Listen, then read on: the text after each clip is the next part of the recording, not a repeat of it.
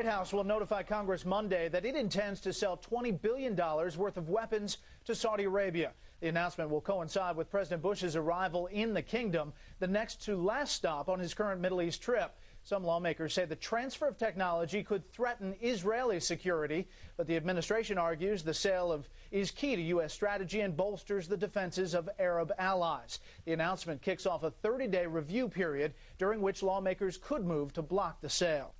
Well, even executives on the busiest of business trips often try to work in a little sightseeing, and so it was today with President Bush. In the middle of his Mideast trip, the president spent the day touring some of the most historic sites in the region.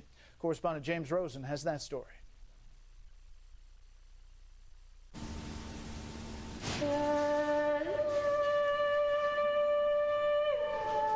Yad Vashem is not, properly speaking, a holy religious site. Rather, it is the State of Israel's official memorial to the victims of the Holocaust, the extermination of 6 million European Jews conceived and executed by another state, Nazi Germany.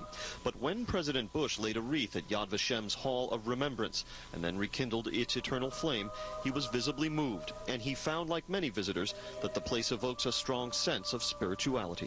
I was most impressed that people in the face of horror and evil would not forsake their God.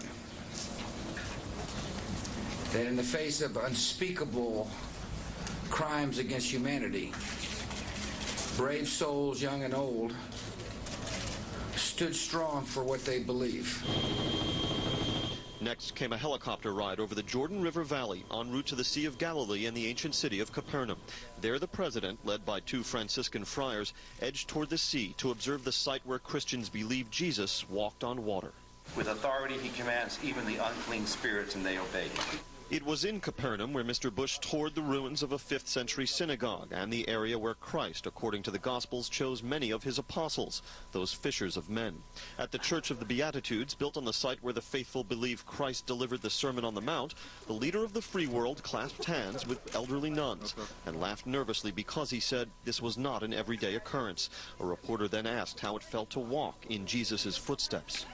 Amazing experience. Mr. Bush's trip to the Holy Land, his first as president, involved an unusual amount of sightseeing. A devout Methodist and evangelical Christian who once cited Christ as his favorite political philosopher, the president has never hidden how his faith informs his approach to his job. On Thursday, outside the Church of the Nativity in Bethlehem, Mr. Bush spoke about his vision of peace between the Israelis and Palestinians.